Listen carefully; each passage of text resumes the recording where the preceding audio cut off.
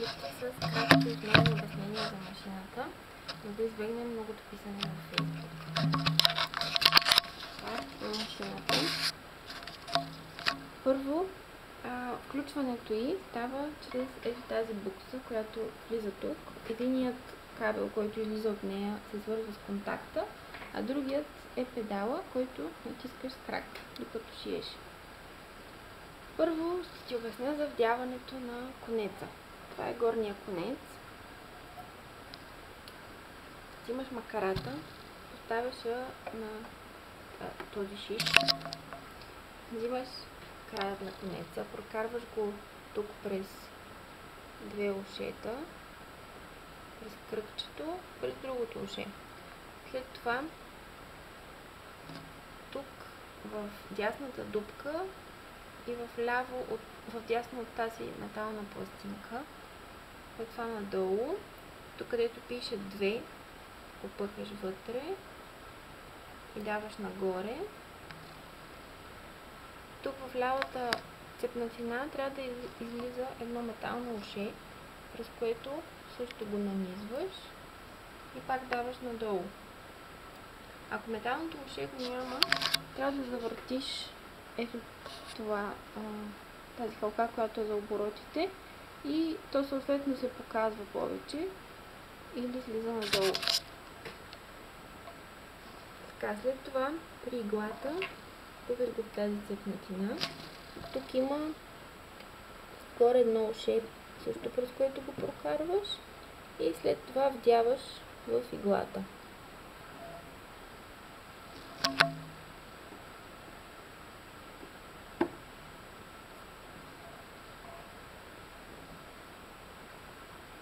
Прокарваш го в средата на кръчето, т.е. да мине тук между двете стъпалца и го даваш назад. Това е горният конец. Сега долният. Тази част от машината се издърпва, вади се. Тук това се сваля като чекмедже и сърцето се вади по този начин. Дърпаш това, хващаш го и тук е конецът, който е в сърцето. Той е смесва на малки пластмасови макърки, които съм ти сложила всички, които имах.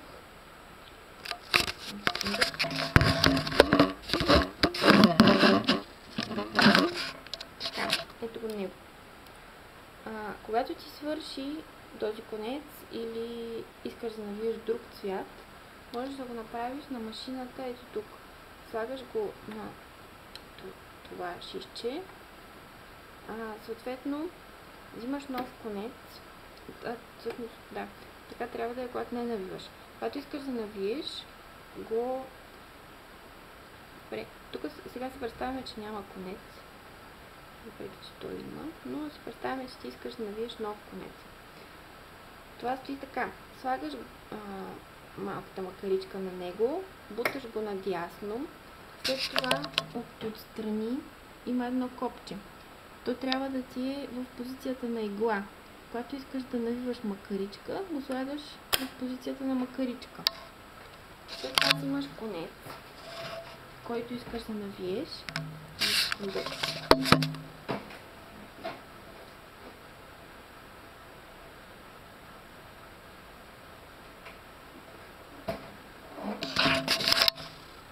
Примерно червен. Оставаш го някъде, където ти е удобно. Аз обикновено си го слагаме тук.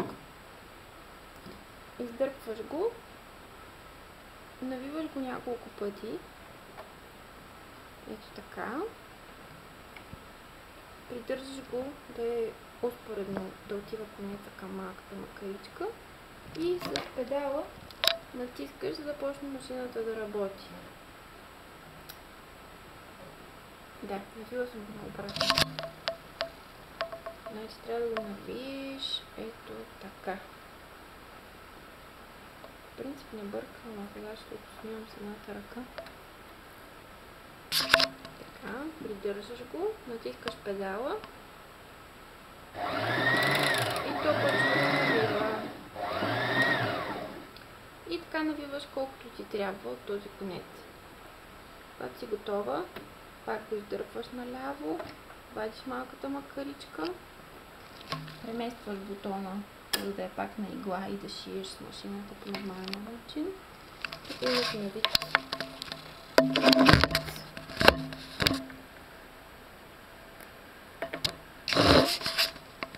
който сега трябва да сложиш сърцето. Опа. Това е сърцето. Слагаш конеца в посока, т.е. конеца да излиза в посока на часовниковата стрелка. Т.е. като го издърпваш, трябва да се върти макаричката в посока на часовниковата стрелка. Слагаш го. И тук има един олей. Ето този олей, в който го прокарваш.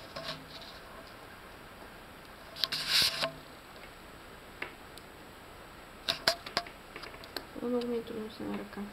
Само секунда.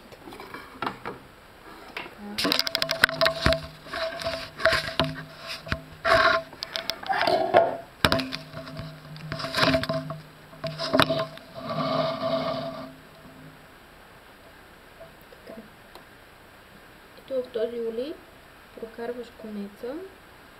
След това трябва да влезе под тази пластинка. Така, и тук има едно зъбче, което също трябва да влезе. Ето така трябва да изглежда конецът. Не знам дали е много на фокус, дали си личи. После ще направя снимка. Така, сега конецът, когато го пуснеш, той трябва да стои от тежестта на сърцето, да не се измъква. Когато обаче леко го тръснеш, той трябва все пак да има силата така, да пада надолу. Това е идеално стегнатото. Регулирането на това стягане става... Защо не съм на фокус? Добре.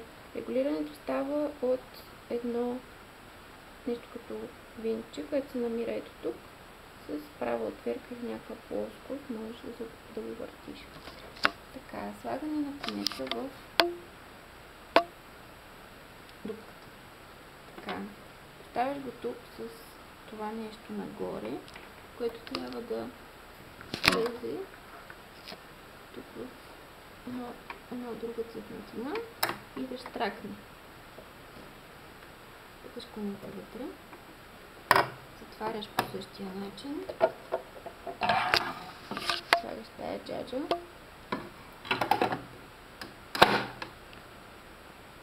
И сега можеш да шиеш.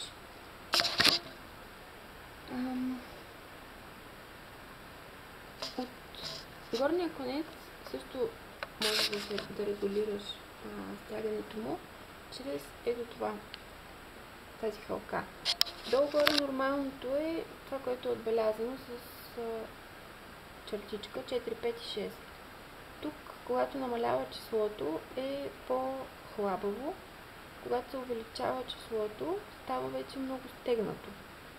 Тоест, ако ти шиеш и горният ти конец излиза в долната част на плътта, т.е. той е много хлабав, трябва да увеличиш числото. Ако пък като шиеш долният ти конец от сърцето излиза в горната част, тогава е много стегнато, т.е. горният конец го издърпва и трябва да намалиш числото. Това е различно за различните плътове и различните текели, така че всеки път го нагласяш по-отделно. Иглата, те се намира тук. Аз ти пращам няколко игли, но те зависи какво шиеш, но се чупят. Когато се чупи игла, завърташ ето това нещо. Така.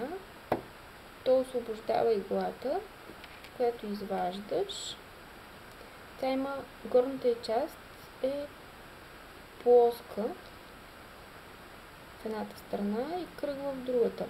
Плоската част трябва да е назад. Ще видиш, той иначе няма да може да влезе. Слагаш новата игла и стягаш отново. Трябва да е доста стегнато.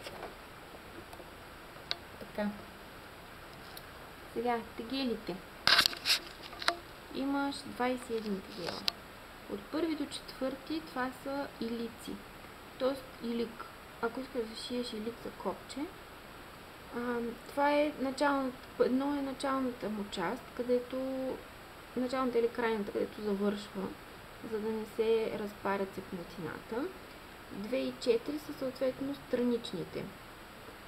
Тоест ти започваш да шиеш с едно, след това даваш 2, стигаш до другата част, 3 и 4 и пак се връщаш на началната позиция. Трябва да го пробваш, за да усетиш какво точно имам предвид. 5, 6, 7 и 8 са тип прав тегел с различна, как да кажа, гъстота. 5 е най-гъстия, 8 е най-рехав. 9, 10 и 11 са зигзаг. Съответно 9 най-маничък, 11 най-голям. 12, 13, 14 и така до 17. Представа се нямам, защото изобщо не съм ги ползвала. Грешка, ползвала съм 13. Той е пак зигзаг, но е за еластични материи подходящ. То го прави на 3 стъпки, всяка чертичка. И ако искаш да шиеш нещо, което е много еластично, то е такива подходящ. Също така 17, 18, това са 18, 19, 20 и 21 са ти тегелите, които са тип оверлок и също са подходящи за еластични материи. Аз лично ползвам най-много 21 и с него правя всички обшиващи, нали, като и разрежеш плътта, той почва да се нити и когато искаш да пришиеш някакъв плат, да го завършиш, го правя с 21. Така, това копче, точно под тегелите, е за заден ход на машината. Натискайки го надолу, машината почва да шие същото, което шиеш по принцип, но назад. Тоест, плътта не се издърпва ето така, ами почва да го издърпва в обратна посока. Така, сега ще ти покажа. Взех едно парче. Просто как слагаш плътта. Виждаш иглата ти къде е. Слагаш плътта там, където искаш да почне тегела, който ще правиш. Кръчето ти винаги е в горно положение. Тук има една черна работа, която като свалиш надолу това положение и кръчето се сваля надолу. Така притискаш плътта към долу едни кръчета, които го придвижват и можеш да започнеш да шиеш.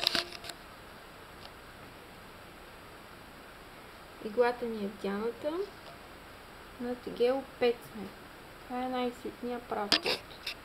Нека да пробваме 8.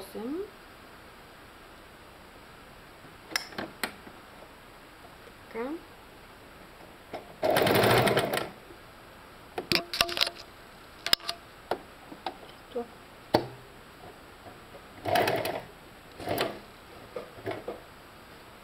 Ето стана прав бот. Не знам колко си личи. Така, сега да пробваме един зигзаг. Този най-големия. Натискаш педала, забравих да кажа. И машината почва да шие. Ето и зигзаг. Така, иглата, ако ти остане в положение, в което е плътта, също от това кормило за ръчно управление, можеш като го завъртиш да я извадиш. Така, ако долният конец ти се показва, както сега в случая се е случило, Това е просто защото си спряла да шиеш в